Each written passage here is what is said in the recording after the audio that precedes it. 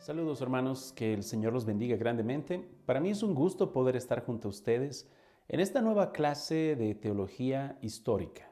A diferencia de teología sistemática, lo que estaremos haciendo en este curso de teología histórica es llevar estos temas que son tan relevantes para la iglesia, temas doctrinales, pero los estaremos estudiando a la luz de la historia. ¿Cómo es que la doctrina de la Trinidad se anduvo reconociendo por la iglesia desde el primer siglo en adelante? ¿Cómo es que la iglesia pudo estar en sus primeros pasos de infancia dejando registros de cómo nosotros debemos definir correctamente esta preciosa doctrina de la Trinidad y muchas otras más? Así que, a diferencia de un estudio de teología sistemática, donde quizá estudies tú el tema de la Trinidad viendo todos los pasajes del Antiguo y Nuevo Testamento para poder ver esta preciosa verdad, lo que nosotros hacemos ahora es ver esta doctrina a través de la historia. ¿Cómo es que ciertos padres apostólicos en su infancia de iglesia pudieron estar dejando ciertos registros de cómo empezaron a definir esta doctrina trinitaria y cómo fue atacada, cómo se fue desarrollando hasta que más adelante quedó establecida en ciertos concilios de manera más clara esta preciosa doctrina? Así que lo que queremos es ver estas verdades bíblicas a través de la historia. Queridos hermanos, es un gusto para mí compartir con ustedes este curso. Espero que sea de bendición. Lo primero que vamos a hacer es ver el libro de Mateo.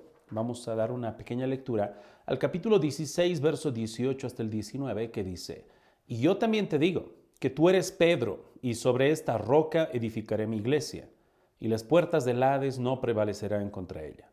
Y a ti te daré las llaves del reino de los cielos. Y todo lo que atares en la tierra será atado en los cielos, y todo lo que desatares en la tierra será desatado en los cielos. Aquí tenemos una gran promesa de nuestro Señor Jesús, que nos está diciendo de manera muy clara que Él va a estar preservando su iglesia. La misma iglesia en las puertas del Hades va a prevalecer, va a estar firme. ¿Entienden? Por lo tanto, lo que estamos viendo nosotros ahora es cómo esta ortodoxia, esta doctrina sana, se anduvo preservando a través de los siglos por la obra providencial de Dios. Incluso en medio de gran persecución, Dios estuvo preservando esta su santa iglesia. Bien, ahora estaremos hablando acerca de algunos aspectos por los cuales es importante que estudiemos la teología histórica. Primero, el estudio de la teología histórica nos va a ayudar a que nosotros podamos reconocer entre herejía y verdad.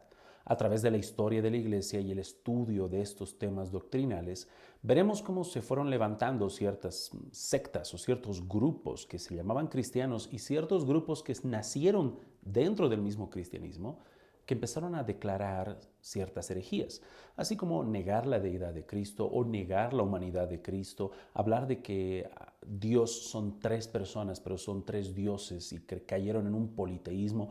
Veremos cómo estos movimientos mostraban la mentira y cómo la verdad se levantó ante estas falsas declaraciones. Por lo tanto, es muy importante para que nosotros nos ejercitemos en reconocer la herejía de la verdad. Y esto nos lleva, en el segundo punto de importancia, a la actualidad, para que en la actualidad podamos no solamente reconocer la herejía de la verdad, sino que en la actualidad podamos reconocer que muchas de las herejías actuales no son nuevas, sino en muchos casos son repeticiones de algo que ya pasó antes. Uno de los ejemplos que puedo darte es con respecto al arrianismo, que negaba la deidad de Cristo. Lo tenía altamente exaltado, pero negaba esta deidad. Es como si habláramos de un grupo de testigos de Jehová del primer siglo, que empezaron a negar esta deidad de Cristo. También tenemos que ver el tema con respecto a lo que es, otro ejemplo, los montanistas, por ejemplo. Los montanistas eran una especie de pentecostales del siglo segundo, que una vez más, si tú puedes estudiar la historia de la iglesia, verás las semejanzas que hay ahora con este tipo de movimientos pentecostales carismáticos. Entonces, una vez que hablamos acerca de la importancia para reconocer la herejía de la verdad, esta importancia y las implicaciones actuales para reconocer la herejía actual a la luz del pasado. También, número 3, es importante que estudiemos teología histórica porque nos muestra cómo Cristo está preservando su iglesia a través de la historia. Ese pasaje que leímos en Mateo capítulo 16 nos da una gran promesa, cómo esta iglesia va a estar siendo preservada por Dios, incluso en las puertas del mismo Hades. Por lo tanto, cuando estudiamos teología histórica, vemos efectivamente cómo sucedió eso. Cómo la iglesia, en medio de tanto caos, en medio de un control político, social, de ciertas tendencias heréticas, la iglesia pudo prevalecer por la gracia y para la gloria de Dios. Punto número 4.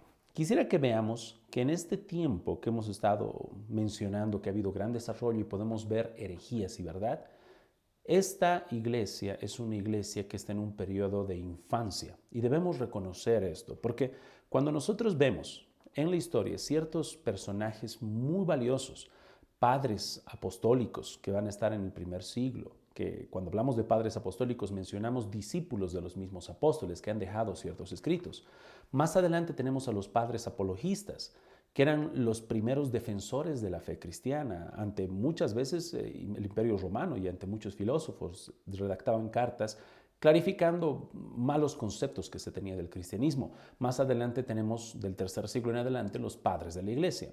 Pero podemos ver en este periodo cómo la iglesia, en medio de todas estas luchas, en medio de todos estos cimientos que han dejado para la sana doctrina, estaban en un periodo de infancia. Por lo tanto, es importante que estudiemos teología histórica porque vamos a ser honestos y sinceros con la historia que Cristo nos ha dejado, donde vemos grandes aciertos de muchos personajes, pero también grandes defectos de muchos personajes.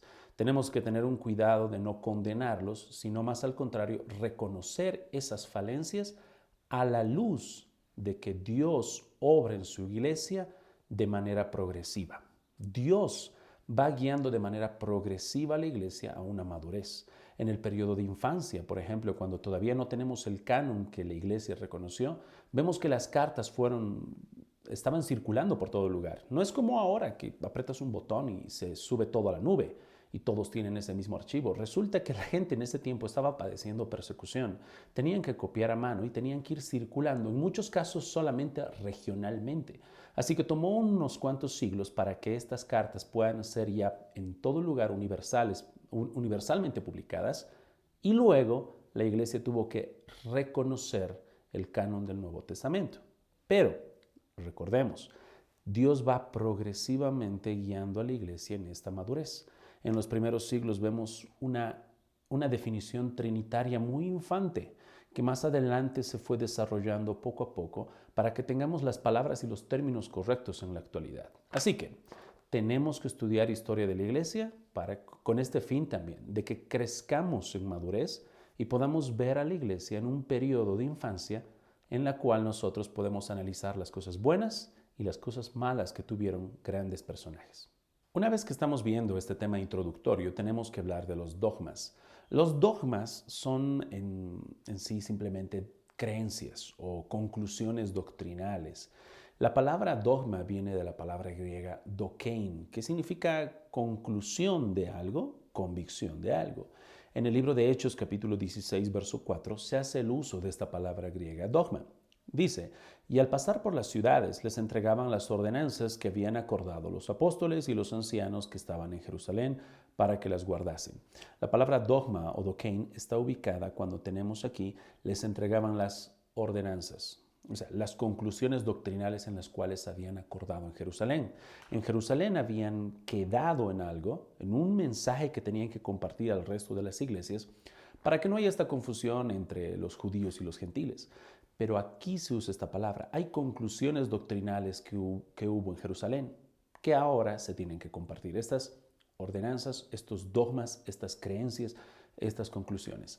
Los dogmas van a ser, por lo tanto, conclusiones doctrinales a las cuales venimos nosotros después de un estudio de la palabra de Dios.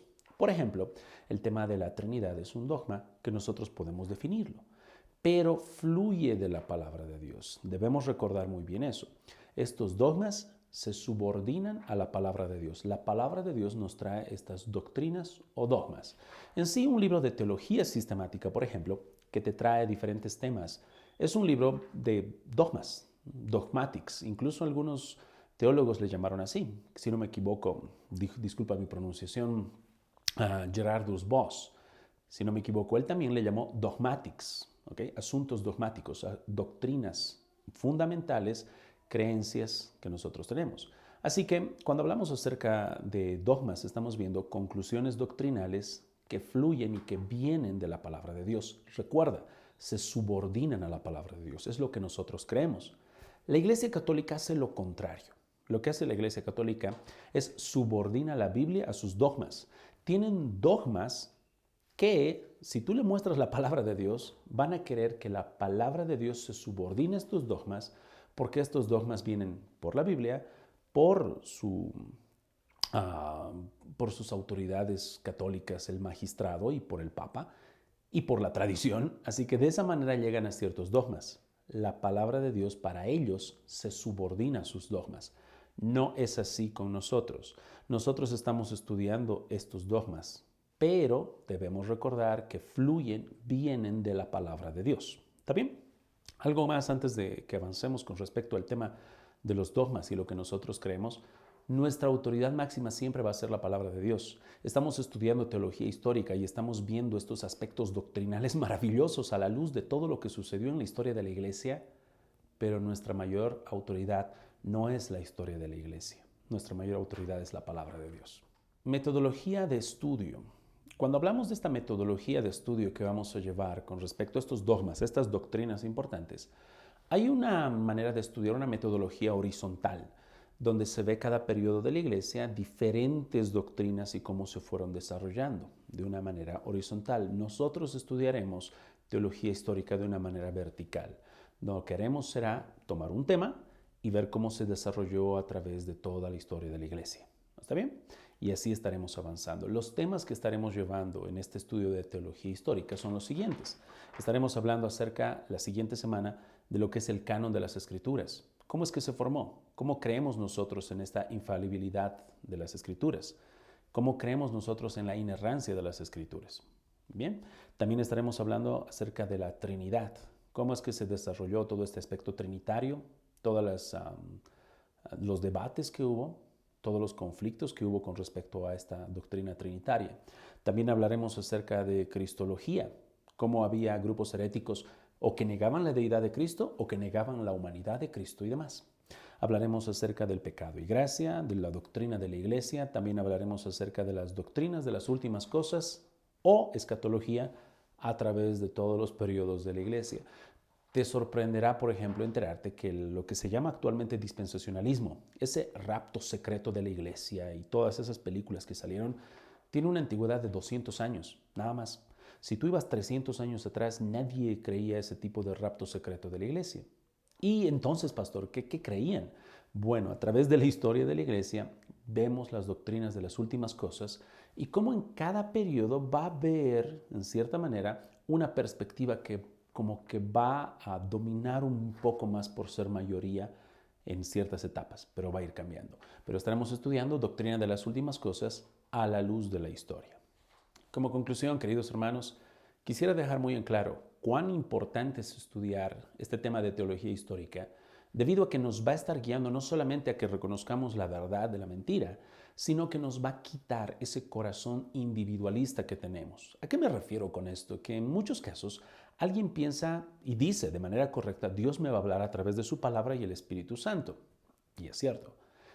Pero muchas veces usan esa verdad para aislarse. No quieren ver la historia de la iglesia, no quieren ver la realidad de todo lo que el Espíritu Santo y la palabra de Dios habló a esos mismos santos de Cristo a través de toda la historia. Y es lo que hacemos nosotros en teología histórica. Nosotros vemos como Dios, el Espíritu Santo y su palabra hablaron a los santos a través de toda la historia para que podamos salir de ese individualismo y podamos ver qué es lo que Dios ha hablado. Recordemos bien, nuestra mayor autoridad es la palabra de Dios, pero tenemos que ser humildes y tenemos que ver todo lo que Dios estuvo haciendo a través de la historia para que así podamos ser forjados conforme a la imagen de Cristo. Un punto importante antes de terminar. Adivinen quiénes son alérgicos a teología histórica o a la historia de la iglesia. Normalmente los que son alérgicos a esto son las sectas. Las sectas van a querer aislarte de toda la historia de la iglesia. Van a querer enseñarte algo que confíes en ellos ciegamente y no van a querer que estudies historia de la iglesia.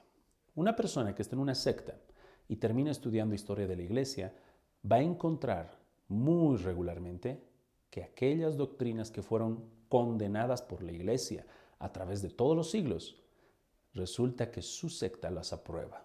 Por tanto, las sectas, en su generalidad, tienen alergia a estudio de la historia de la iglesia.